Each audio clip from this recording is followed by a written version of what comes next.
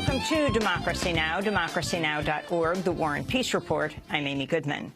Australia has become the latest country to join the U.S.-led military campaign against militants from the Islamic State in Iraq and Syria. Prime Minister Tony Abbott said Australian planes will take part in airstrikes and that special forces would be deployed in Iraq. Turkey's parliament has also backed the effort, authorizing the government to order military action against the militants. The news comes as Iraq's defense minister claimed Iraqi forces have made gains against ISIS, retaking 30 villages east of Baghdad. The United Nations has released a report detailing possible war crimes and an accelerating death toll in Iraq. Since January, more than 9,000 civilians have been killed, more than half of them since the ISIS offensive began in June. In total, at least 26,000 Iraqis have been killed or wounded this year.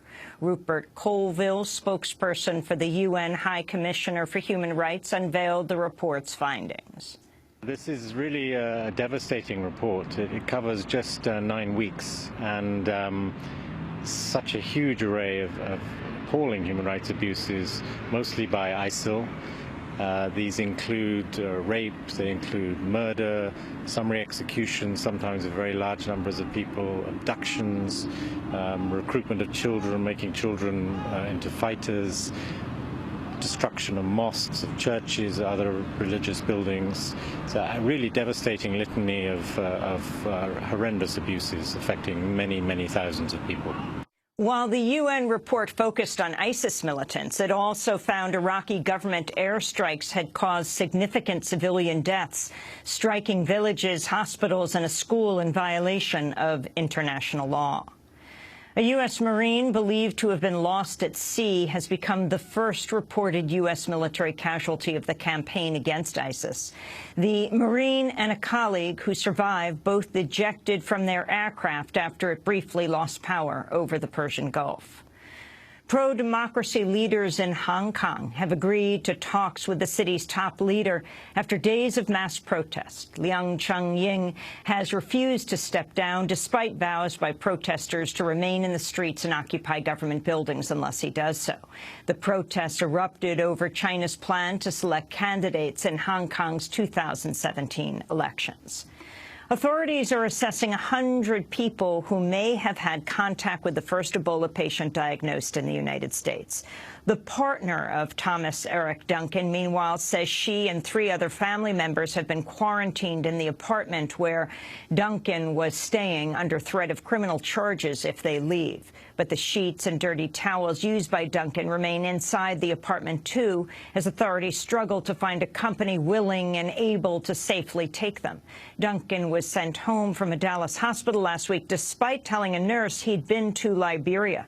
He was readmitted 4 days later. He came by ambulance. The hospital blamed a gap in its electronic record-keeping that prevented a doctor from seeing the nurse's note about Duncan's travels. Duncan's nephew, Joseph Weeks, told NBC he had personally called the Centers for Disease Control and Prevention. I called CDC to get some actions taken because I was concerned for his life, and he wasn't getting the appropriate care. And I feared that other people might, also get infected if he wasn't taken care of.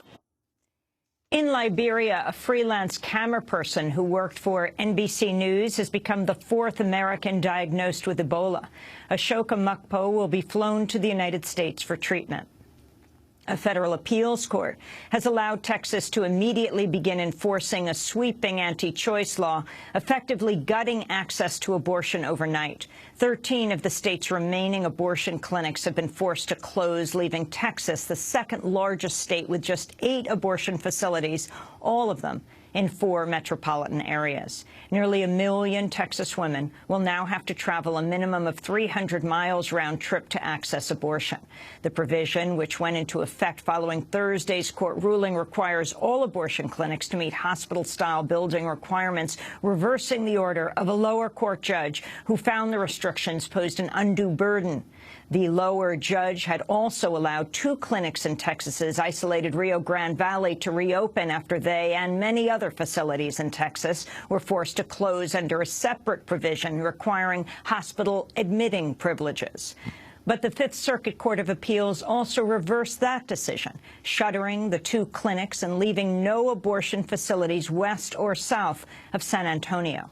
The Rio Grande Valley is home to many undocumented immigrants who cannot travel north due to border checkpoints and are effectively cut off from legal abortion. In a statement, the Center for Reproductive Rights, which is fighting the law in court, said, quote, "All Texas women have been relegated today to a second class of citizens." In Oklahoma, one of just 3 abortion providers in the state is challenging a law requiring providers to obtain admitting privileges at a local hospital. Dr. Larry Burns says he's been unable to obtain privileges at any of 16 nearby hospitals after many refused to even process his application. In Alabama, the American Civil Liberties Union is suing to block a law they say could force minors seeking abortion to stand trial. The law applies to minors who cannot safely obtain parental consent for abortion, which is required in Alabama. It allows the court to appoint a guardian for the minor's fetus and would let that guardian, the district attorney, and potentially the minor's parents call witnesses to testify against the minor. Brazil is holding presidential elections Sunday. President Dilma Rousseff faces a challenge from Marina Silva, who served as environment minister under President Luiz Inácio Lula da Silva and became a candidate in August after her running mate died in a plane crash. Marina Silva grew up in the Amazon rainforest, fought its devastation alongside rubber tapper Chico Mendes. Her supporters say she would become the world's first green president, but critics worry that as an evangelical Christian, she would implement right-wing social policies. They also note her chosen running mate has ties to agribusiness. Tens of thousands marched in Mexico City Thursday to mark the anniversary of the Tlatelolco student massacre. On October 2nd, 1968, just days before Mexico City hosted the Olympics, government forces opened fire on students in the Plaza de las Tres Culturas, killing up to 350 people. To date, no one has been tried. The anniversary comes as more than 40 students remain missing in the Mexican state of Guerrero following an alleged police ambush last weekend. Witnesses say both police and unknown gunmen attacked buses carrying students from a rural teachers' college and players from a soccer club, killing 6 people, including 3 students and a 15-year-old boy. Enrique Espinosa, who survived the 1968 massacre, said the recent killings are part of a legacy of impunity in Mexico. It seems that we are returning to the same things that happened in those years back in the 60s. Repression, political prisoners, persecutions, and injustices. A whole lot of injustices. In Venezuela, a lawmaker in the ruling Socialist Party has been found murdered in his home, along with his partner. Robert Serra was the youngest member of Venezuela's Congress. The motive remains unclear, but Venezuela's justice minister said the killings were, quote, carried out with great precision. In the Gulf nation of Bahrain, the prominent human rights activist Nabeel Rajab has been detained after posting tweets critical of the government. Rajab, who leads the Bahrain Center for Human Rights, was released from prison in May after serving 2 years for his role in pro-democracy protests against the U.S.-backed monarchy. In Colorado, the Jefferson County School Board has passed a proposal to institute a curriculum review committee despite protests by high school students and teachers. The committee will review district courses, adding material to, quote, promote citizenship, patriotism, essentials and benefits of the free market system, respect for authority, and respect for individual rights. Democracy Now! Asked the proposal's author, school board member Julie Williams, about the proposal's mention of obedience to authority.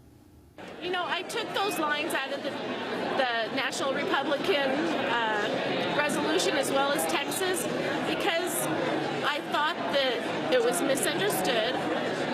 I just think that when we are teaching our students, it's not to suppress them.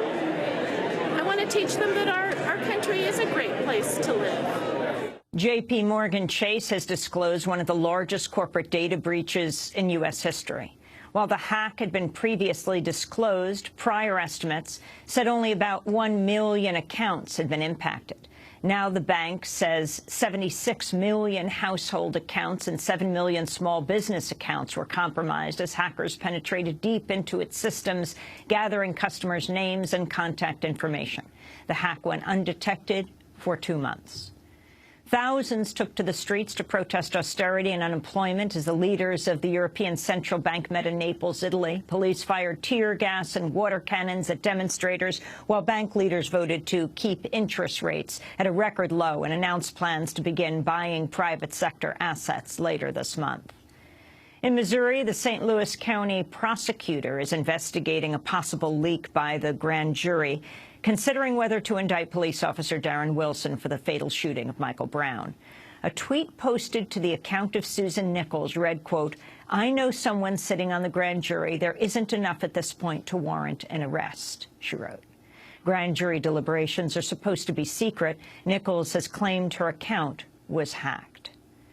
A 79-year-old peace activist has been sentenced to 3 months in jail for protesting at a base in upstate New York where U.S. drones are piloted remotely.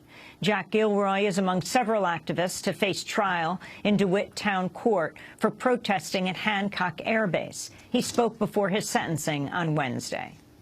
We are killing people around the world, and our statement was to take a message, and that's going to be primarily what I'll be saying today. First Amendment right, the right to take a message and not to be killed because you're the messenger bringing in the information to stop the killing. And the peace activist and author Fred Bronfman has died of ALS at the age of 72. Bronfman exposed the covert U.S. bombing of Laos in the 60s and 70s, in what became the largest bombing campaign in history. The United States dropped more than 2 million tons of bombs on the small Southeast Asian country. Bronfman interviewed refugees and helped illuminate their plight for other journalists and activists, including world-renowned linguist Noam Chomsky, who traveled to Laos in 1970. Speaking at Harvard University last year, Professor Chomsky praised Bronfman's work. He's the person who worked for years with enormous courage and effort to try to expose what were called the secret wars. The secret wars were perfectly public wars, which the media were keeping secret. Government and Fred, this is in Laos,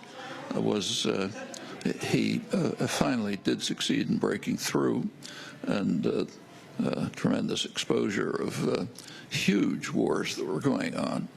Fred Bronfman also worked in domestic politics, including as research director to California Governor Jerry Brown during Brown's earlier stint as governor in the late 70s and early 80s. Later in life, Bronfman committed himself to advocating a new human movement against climate change and to cultivating what he called a life-affirming awareness of death. Last month, in his final piece for the website Alternet, Fred Bronfman wrote about Israel's assault on Gaza by directly addressing Israel's supporters, asking, quote, "How do you justify your support for mass misery inflicted on hundreds of thousands of innocent civilians?" He continued, "I answered such questions for myself 45 years ago when I discovered that civilians were well over 90% of the victims of U.S. leaders' mass bombing of northern Laos. I concluded then that there is never any moral or legal justification for mass bombing or shelling of civilians, period," he said. Fred Bronfman died last Wednesday in Budapest, Hungary, where he shared a home with his wife, Zsuzsa. He was 72 years old. And those are some of the headlines. This is Democracy Now!, democracynow.org, The War and Peace Report. I'm Amy Goodman.